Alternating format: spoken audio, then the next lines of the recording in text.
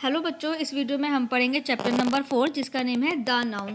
हम last video में last 3 chapter complete कर चुके हैं। आपको डिस्क्रिप्शन बॉक्स में लिंक मिल जाएगा, आप चेक कर लीजिएगा और बाकी के 2 और 3 चैप्टर आप कंप्लीट कर लीजिएगा। प्लेलिस्ट में आपको और भी सब्जेक्ट की वीडियो मिल जाएंगी क्लास 5th की बुक है मेरे पास ग्रामर की। इस वीडियो में हम पढ़ने जा रहे हैं chapter number 4 the noun. The English alphabet consist of 26 letter. English alphabet जो है इंग्लिश अल्फ़ाबेट में यानी ए से लेकर जेड तक 26 लेटर होते हैं। A group of letter makes a word. और बहुत सारे लेटर्स मिलके क्या बनाते हैं, वर्ड बनाते हैं। और बहुत सारे वर्ड्स मिलके क्या बनाते हैं, सेंटेंस बनाते हैं। A language is made up of word and sentence. और इसी भाषा को, ये जो भाषा बनी हुई है, ये बहुत सारे वर्ड्स से मिलकर बनी हुई है। जैसे अभी भी मैं आपको बोल रही हूँ तो बहुत सारे वर्ड्स बोल रही हूँ, सेंटेंस में बोल रही हूँ। Almost all words are divide into 8 kinds called the parts of speech. और जो जितने भी वर्ड्स हैं वो 8 पार्ट में डिवाइड किए गए हैं, जिसको पार्ट्स ऑफ स्पीच कहते हैं। According to their use in a sentence, sentence के अकॉर्डिंग। जैसे पार्ट्स ऑफ स्पीच में क्या होता है, नाउन होते हैं, प्रोनाउन होते हैं, एडजेक्टिव होती है, वर्ब होते हैं, एडवर्ब होते हैं, प्रपोजिशन होती है, कंजक्शन होते हैं और इंटरजेक्शन होते हैं। यानी अगर प्रॉपर एक सेंटेंस होता है तो उसमें ये सारी चीज़ें होती हैं। तो इन्हें क्या कहते हैं, इन्हें पार्ट्स ऑफ स्पीच कहते हैं। सबसे पहले पढ़ेंगे नाउन को। A noun is a naming word. जो नाउन है, नाम वाले जो शब्द हैं उसको नाउन कहते हैं। जैसे कि नाम वाले शब्द क्या हैं, काऊ, डॉल, एप्पल, कानपुर, ये सब क्या है, ये सब नाउन है। एक एनिमल का नेम है, चीज़ का नेम है, और किसी जगह का नेम है, या फिर किसी मनुष्य का नेम है, किसी व्यक्ति का नेम है, तो वो क्या है, वो नाउन है। Pronoun. A pronoun is word use to place of a noun. Pronoun क्या है, प्रोनाउन नाउन की जगह पर यूज़ किए जाते हैं। कैसे यूज़ किए जाते हैं, जैसे किसी चीज़ की बात हो रही है तो इट आ गया, लड़के की बात हो रही है तो ही आ गया, लड़की की बात हो रही है तो शी आ गया, बहुत सारे लोग हैं तो दे आ गया, हमारी बहुत सारे लोगों की बात हो रही है तो वी आ गया। तो नाउन की जगह पर जो यूज़ किए जाते हैं, उन नाउन की जगह पर प्रोनाउन को यूज़ किया जाता है, उसे प्रोनाउन कहते हैं। जैसे ही, शी, इट, दे। 3 पर देखिए adjective. An adjective is a word that describe noun और प्रोनाउन। अब एडजेक्टिव किसे कहते हैं, एडजेक्टिव वो शब्द है जो नाउन और प्रोनाउन के बारे में बताता है। यानी अगर किसी चीज़ के बारे में बात हो रही है तो एडजेक्टिव बताएगा कि वो चीज़ कैसी है। जैसे मान लीजिए टेबल है, अब एडजेक्टिव क्या काम करेगा, टेबल के बारे में बताएगा कि टेबल कैसी है, टेबल लकड़ी की है, लंबी है, छोटी है, बड़ी है, सुंदर है। तो एडजेक्टिव क्या काम करते हैं, वो नाउन के या प्रोनाउन के बारे में बताते हैं।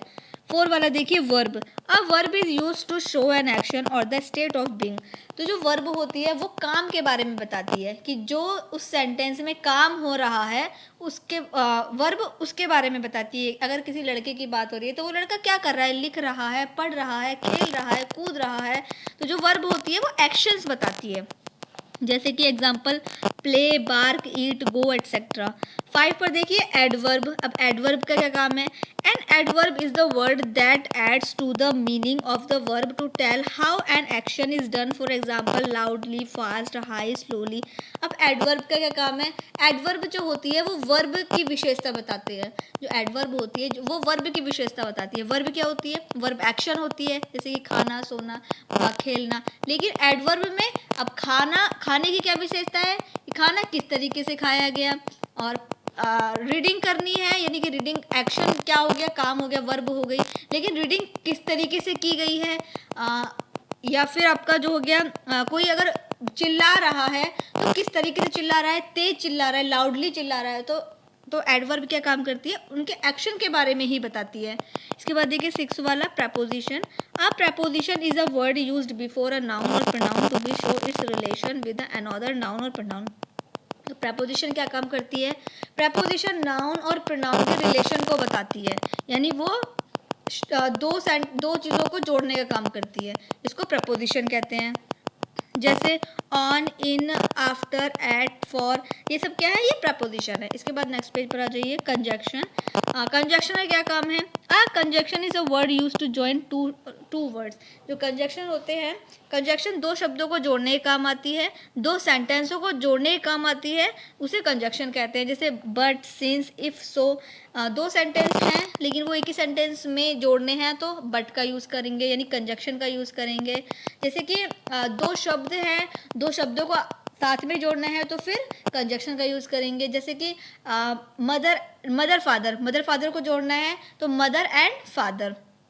भाई और बहन को जोड़ना है तो ब्रदर एंड सिस्टर। दो सेंटेंस हैं, जैसे कि मान लीजिए किसी दो सेंटेंस लिखे हुए हैं कि Amit is tall, Reena is short. दो सेंटेंस हो गए, Amit is tall, Reena is short, दो सेंटेंस हो गए। लेकिन इनको हमें आपस में जोड़ना है तो हम क्या करेंगे, हम बट लगा देंगे। Amit is tall but Reena is short, तो बट लगा के हमें बट जो हो गया, बीच का जो सेंटेंस हो गया, जिससे हमने सेंटेंस को जोड़ा है, उसको हम कंजक्शन कहते हैं। इसके बाद देखिए 8 वाला interjection. An interjection is the word which express some sudden feeling और हर्ट। इंटरजेक्शन में क्या होता है, इंटरजेक्शन कोई भी जो अचानक से कोई फीलिंग आती है, कोई भी ऐसी चीज़ होती है अचानक से जिससे एक्सप्रेशन बाहर निकल के आते हैं, उसे इंटरजेक्शन कहते हैं। जैसे अलास, हुर्रे, आ, ओ, तो ये सब क्या है, ये इंटरजेक्शन है। और इसी के साथ में हो गए हमारे parts of speech complete. I hope आपको समझ में आ गए होंगे। अब हम इसका बुक वर्क फिल करेंगे। फर्स्ट वाला देखिए, match the column, draw lines from the part of the speech, it's example.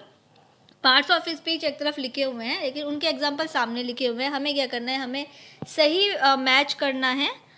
तो मैंने यहाँ पर नंबर डाल दिए हैं, आप मैच कर लीजिएगा। इसके बाद देखिए 2 वाला, right the definition of the following with example. हमें क्या करना है, हमें देखिए यहाँ पर डेफिनेशन लिखनी है और वो भी एग्जाम्पल के साथ। एग्जाम्पल भी नोट करने हैं तो डेफिनेशन भी आप लिख लीजिएगा और एग्जाम्पल भी लिख लीजिएगा। मैंने यहाँ पर नोट कर दिया और इसी के साथ में हमारा चैप्टर नंबर 3 कंप्लीट हो गया है। आई होप आपको समझ में आ गया होगा बच्चों।